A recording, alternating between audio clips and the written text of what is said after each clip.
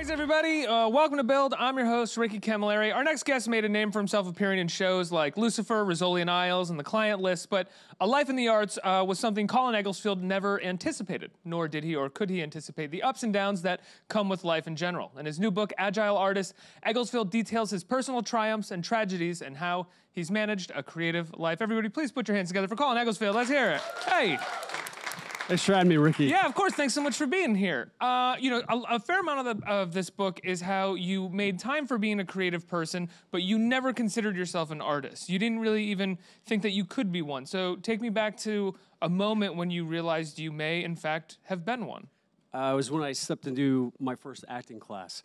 So growing up in the Midwest, pretty much the lifestyle is, you know, you're expected to go to school and get married and get the job and have the kids. And when I was going to school at University of Iowa, I studied biology pre-med, and so I'd go to my biology classes, but then I would also go to my art classes because I was always into art and wanted to be creative, but I never really thought that I could make having a creative career as a profession. So it wasn't until I jumped into an acting class here in New York, just kind of by happenstance, that I finally discovered that there was a possibility of actually being creative and having an artistic career by melding the two, in the sense that before that I just never was really exposed to the arts in terms of, like, I didn't know any professional artists growing up, I didn't know any professional actors, so it was just kind of out of the realm of what I was used to. So I think what really helped me was, and what I talk about in my book, Agile Artist, is if you step out of your comfort zone and start taking risks, you actually can start getting exposed to things that you wouldn't normally be exposed to, that can open up brand new worlds for yourself. Why Agile Artist? So the reason I chose Agile Artist as the title is because as an actor, we have to be incredibly agile, going from job to job to job. Not only that, but in today's day and age, I meet so many people who have a side hustle, they've got a main job, or they're going to school, but then they've got like 3 or 4 other gigs on the side. So a lot of what I talk about is what I've learned in my acting classes in terms of how to adapt to change, how to adapt to rejection, because as actors, we go on so many auditions. And I've done the calculations, and it's kind of crazy. I've gone on over 2,000 auditions in my 20-year acting career. And if you go on IMDb, you'll see that I've done a little over 40 projects.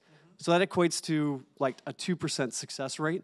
So like I fail 98% of the time, and that's pretty much the norm for most actors, unless you're like Leonardo DiCaprio. I would say a 2% success rate. A 2% success rate in acting is probably far above average. It's kind of crazy when you really look at it. And so you could either look at it from a perspective of I fail 98% of the time, or I'm successful 100% of the time because from that 98% failure, I learned something from every single audition that I've gone on, and it's that 2% that has allowed me to make movies with Sylvester Stallone that I just did last year, kiss Kate Hudson, do movies in Thailand and Cape Town, South Africa. So when people see me, they're like, man, you're successful, you've done all this amazing stuff. And what they really don't know is that it's a lot of hard work. Have you ever had a moment over the course of your 20 years as an actor where you didn't think you should do it anymore? You thought that you should throw in the towel? And yeah. And that's what I talk about in the book too, is that if you go after something in life, you have got to love it down to the core of who you are, because anything you pursue is just going to be too difficult, and you're going to fail because of it. So one of the things I talk about is finding your hell yeah. And that hell yeah is whether it's a job or a relationship, if it's not a hell yeah, if you can't ask yourself, like, is this a hell yeah? If you can't say yes to that, then it should be a no, because you're going to be wasting your time and you're going to be filling up the space and not allowing that hell yeah to then eventually come into your life. So for me, growing up, I studied biology pre-med, thinking I was going to go to medical school, and I was just kind of feeling like, well, this is, I guess, what I'm supposed to be doing. And it was so frustrating in college, just feeling like some of my friends kind of really found out what they really liked. Like some of my friends were into engineering, and I started out engineering, and three-dimensional vector calculus was like, okay, this is not for me. And some of my friends would be geeking out about the coefficient of friction. I'd be like, you know what, this isn't resonating with me. And so it wasn't until I just randomly heard on the radio about this model talent search where I found myself in Milan, Italy, doing fashion shows. And I was like, well, I'll just kind of do this for a couple of years, and then I'll go to medical school. And then I found myself here in New York City, jumped into the acting class, and it wasn't until then that I really found what my true hell yeah was. You didn't want to be a doctor who was a former model? Well, the thing was, it's like after That's a kind of cool thing, too. Well, so my dad was a doctor as well, and I was kind of thinking he might be disappointed that I didn't go, down that route. But I did end up getting to play doctor on All My Children, soap opera. So I kind of got to fulfill that, check that off the checkbox. I just imagine a lot of like middle-aged women going, "Ooh, Dr. Egglesfield." Yeah, and that's the thing. It's like I kind of always just figured it would eventually happen. I never really thought this would kind of keep going. But I guess to answer to your question, there's been several times where I would, after a failed audition, I would just go back into my car and like bang my head on the steering wheel, like, why the hell am I putting myself through this like rejection and this much torture? But well, not just rejection though. I mean, when you're an actor and you're coming up, you have to take jobs as an actor that you don't necessarily might not elicit that hell yeah. How did you find that hell yeah when maybe you were taking a part that was extremely small like or cappuccino guy? Yeah, exactly. Yeah. You just in my mind, you kind of have to pay your dues. Cappuccino guy's like the best version of that. Yeah, exactly. You're like a dead body. I played a male escort on Law and Order SVU. That was my first role, actually. Wow. Kind of a hell yeah moment. That's kind of a hell yeah moment. Yeah. When Mariska Hargitay is coming up to you and asking if you've like been with this couple, and I'm about to go up and get my my throat slit, and she saves my life. So that was a pretty special moment in my acting career. And I've played a vampire, which it seems like most actors have had, their vampire moment. But for the most part, I've always looked at it as an experience and something that I could learn from. And there have been a couple of roles that I have turned down, but for the most part, it's hard for me to say no because I just love to do it so much. And so it really is hard to say no. Do you find that you love to do it, whether you love the part or not, or love the project? You still are just so excited to get the chance to do this thing? Yeah, pretty much. So, like, even with like All My Children, as crazy as soap operas can be sometimes, a lot of people actually questioned why I would accept going on a soap opera. And if you meet some acting teachers, they'll be like, "I dare you to try to get a soap opera. I dare you to try to get any acting job."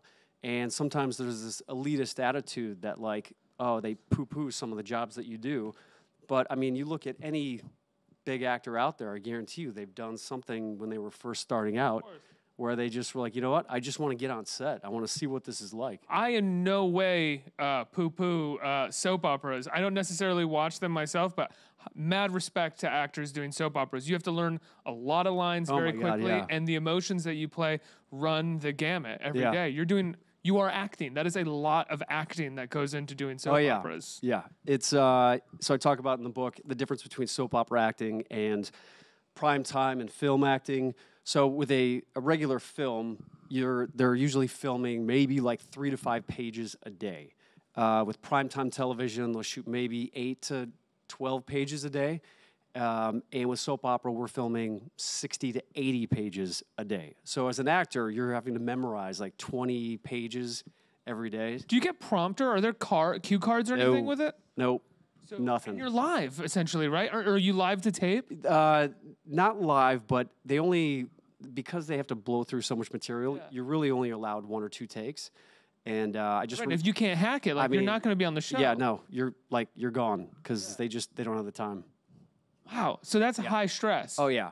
And I just remember when I first got on there, I was doing a scene with Susan Lucci, who played my mother. She was just here a couple days ago. Was she really? Yeah. How'd she look? Amazing. Yeah? She's 72. She crazy. looks incredible. So I played her transplanted, unaborted fetus son on All My Children. You know what I mean? Soap operas kind of rule. That's amazing. So like, when do you ever get to do that? So when she was married 11 times on the show, and her first husband, she got pregnant. So back in the 70s, this was a real storyline where she had an abortion. So fast forward 30 years after they've run through all the storylines out there. They're like, oh, you know what? Let's go back and revisit the abortion thing. Instead of her having the abortion, let's make it where the doctor that supposedly did the abortion was in love with her and stole the fetus and implanted it into his wife. So I was the stolen fetus, and I was born of this doctor and his wife thinking they were my real parents, but Erica was really my biological mother. So that sounds like so much fun. it was amazing. It's yeah, it was great. surreal. It's craziness. I mean, I don't understand why something like American Horror Story gets so much more love and respect than something like All My Children, when that's literally a plot line out of American Horror Story. Yeah, exactly. And I just remember being on set and I had this big long monologue to do.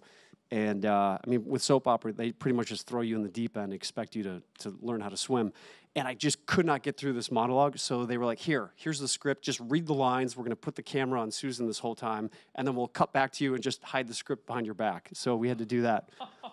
So how did you feel about that? I mean, you're just sweating bullets because you're like, all right, am I going to get fired, tomorrow? But I bet they were like, this actually is something that we do all the time, every day with people. It's funny because the actress who played the mother on that 70s show, her first job, I think, was on All My Children or a soap, and she came back to do a guest star on there, and this was after she did the 70s show, and she Becky was in her name, or maybe I'm thinking of the mom in Freaks and Geeks as Becky's. Yeah, whatever. Yeah, and she was just like, man, I don't know how you guys do this. I forgot how nerve-wracking this is. Wow. So one of the other things that you talk about in the book is your battle with cancer, and tell me about that. What did it feel like at that time? Because when you're an actor and you're an artist and you're an actor, you don't have that much stability in a lot of ways. So what was it like to battle something like that while not having as much sort of career stability as one might want at that point? So I think one of the things that helped me go through my whole cancer experience was a lot of the stuff that I've learned in my acting classes, and this is one of the reasons why I wrote the book, in the sense that as actors, we have to learn how to create our own reality when we walk into an audition or when we're walking on set. And so I'd been studying acting for 8 years, all excited, booked All My Children, my first steady acting job, come back here to New York City, and 6 months later, I get diagnosed with cancer. And it was testicular cancer, so it was not something I wanted to tell people about because it's a private guy thing, And what really got me through it was recognizing that as an actor, I started to adopt what character do I need to become, and what role do I need to take on in order to get through this in an empowering context. Because you can look at the statistics from any medical ailment and look at and say, look, well, my chance of survival is 85%, and then your brain will latch onto that negative. So I didn't want to look at any of the negative stuff or focus on any of that. I decided, because this is what we do as actors every day, focus on what I needed to create within myself in order to create an empowering context to get me through it. So for me, it was, and this is one thing that I have, want to give a lot of credit to my mom, because my cancer came back again a year later. It was just a terrifying experience, because at this point you're like, okay, I had it once, surgery, radiation, it comes back again, and you're like, okay, I just went through a year of hell, and now I got to deal with this again.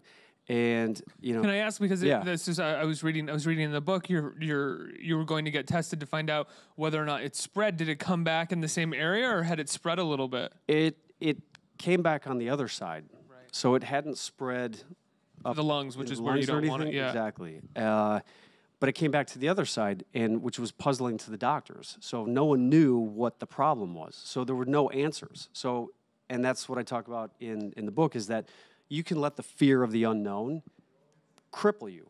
And I called my mom up, and I was terrified after I got the second diagnosis, and she was like, "Honey, you gotta become a warrior right now. You gotta put on your battle armor and go to battle." And as an actor, I was like, you know what? You're right. I just need to become a warrior. I need to get through this. And what really helped me get through it was the support of my community, and that's what I talk about in the book as well, especially as men, because it's hard for us to necessarily be vulnerable and admit our weakness. And for me, as soon as I started to share my experience with people, my community showed up, and I recognized that there is strength in vulnerability, And that's another reason why I wrote the book, because I do a lot of charity work with St. Jude's Hospital. So I meet a lot of kids and families that are going through similar experiences that I was going through, and just knowing what they went through in terms of like how scary that can be. I just kind of have shared a lot of the experiences that I've gone through and my mindset on how I got through it. And so that's why another reason why I'm really proud of this, because in a lot of ways already people have shared their experiences with me and said, you know what, you've given me the strength to get through whatever I'm dealing with. Did you find, though, as much as you were taking on this character, this warrior character, there is still you underneath that, and that sometimes you have to take off the mask? And did you find that at times it was still that mask would slip off and you would get really vulnerable and nervous definitely and worried? You have your breakdowns and times where you're just like, you're screaming up to God or whoever, and you're just like, why? But inevitably, it was always like, you know what? I still look around and I see that there's other people going through a lot of similar stuff. So sometimes we can get stuck in our own head that, it's why me? And as soon as we start to look outside of ourselves and recognize that there's other people going through similar experiences, or when I'm having a bad day nowadays, all I need to do is just kind of a really good exercise that one of my mentors taught me was to just a gratitude journal. That no matter how bad wake up your in the life morning is, and write 3 things down that you're grateful for, I do it at night before I go to bed. Oh, good. But no matter how bad your life is, if you just sit down and write 3 things that you're grateful for, I mean, it immediately can shift your perception and your mindset. Yeah, it changes your mindset. I mean, Yeah. maybe not the whole day, but you can, at least for me, when I do that in the morning, it definitely is like it helps to just kind of like, it's like a good breath that allows you to move forward a little bit faster. Yeah, exactly. Yeah. I think we have time for a couple questions from the audience. Who has a question? Right here, hi. Hi. What life experience do you cherish most, and what is in your bucket list?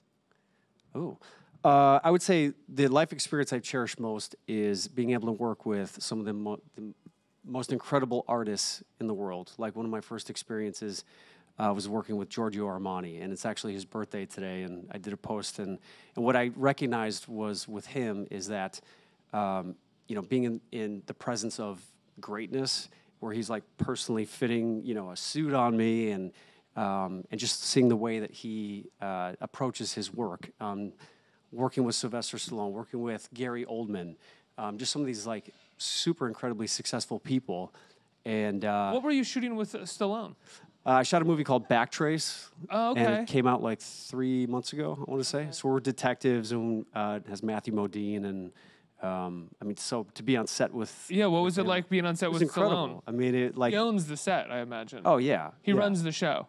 Pretty much, yeah. And like when I was 8, 9 years old, when I came home from seeing Rocky, I literally jumped out of the car and ran around the block because I was like, after he runs up the stairs in Philadelphia, I was like, I want to be Rocky. And then like 30 years later, to be on set working with him was incredible. And so I guess to answer your second question, what's on my bucket list? I still want to have a family, and that's one of the reasons why I felt like I just had to push the reset button in Los Angeles, because I kind of felt like I'd been there for the past 10 years, and I started to feel like it was getting a little stale, and going into my auditions with a bit of a chip on my shoulder that, because I'd already done all this stuff, I was just getting tired of getting on that hamster wheel of going in and auditioning. And so another thing I talk about in my book is that if you're feeling stuck in a situation or in your environment, sometimes you just need to remove yourself from it, get a fresh start, push the reset button. So I recently moved back to my hometown of Chicago, and immediately within like 2 weeks of moving back there, I booked an independent film that's going to be coming out next year. I did a couple episodes of Chicago Fire, shot a TV pilot, and I'm about to shoot a reality real estate TV show in Chicago, because I also do some real estate in Chicago as well. That and doing real estate, I mean, that is a part of being an agile artist, I would imagine, as well. That's a huge part of it. Yep, exactly. So, especially with acting, most everyone I know has their hands in so many different things.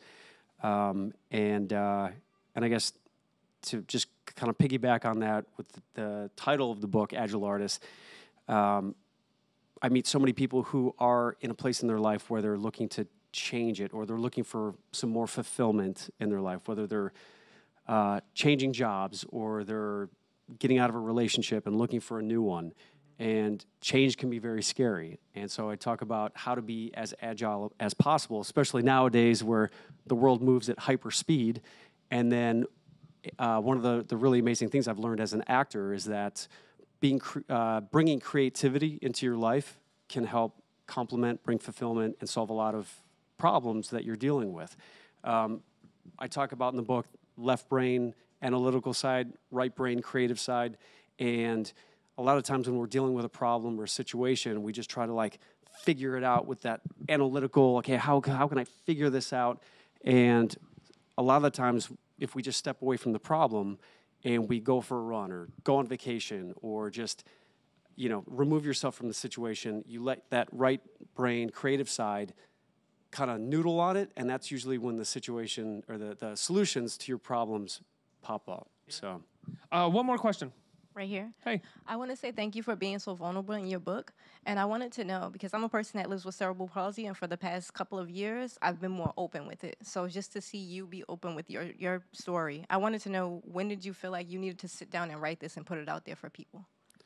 Good question. And I just want to let you know that I appreciate you sharing that too, because, you know, I'm sure it's not an easy thing to talk about and admit. And for me, it was hard because as an actor in the spotlight, I didn't want people to identify me with cancer. I wanted them to just appreciate me for my acting and not be distracted by any of that other stuff. I think I'm at a point in my life now where I feel like because I do quite a bit of charity stuff and I do meet a lot of people who are going through different health issues. And what really got me through my experience, too, was at the time I read Lance Armstrong's book and how he had gone through his cancer battle, and that gave me the strength to keep moving forward. So I know how important it is to have someone that you can just go to and relate to and who kind of knows what you're going through. Because some people can be like, oh, you're going to be okay. You'll be fine. Just stay positive. And I want to punch those people in the face because you don't know what it's really like.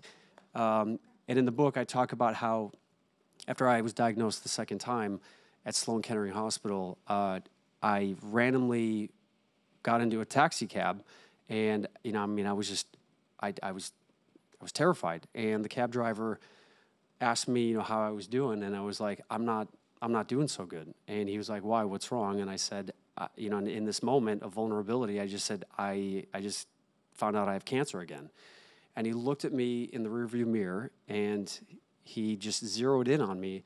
And I don't know if this guy was like sent from heaven or God or whatever. He just looked at me for a second. We were at a stoplight. And in this thick Russian accent, he just looked at me and he goes, you're going to be okay.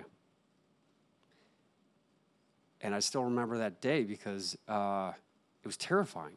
And I was like, how do you know that? And he goes, because you're young and I can see it in your eyes. And I said, yeah, but you say that with such conviction. And he said, well, I have cancer myself. And I said, really? I said, what kind? He said, I have prostate cancer. And I said, are you getting treatment for it? And he said, nope, I can't afford it.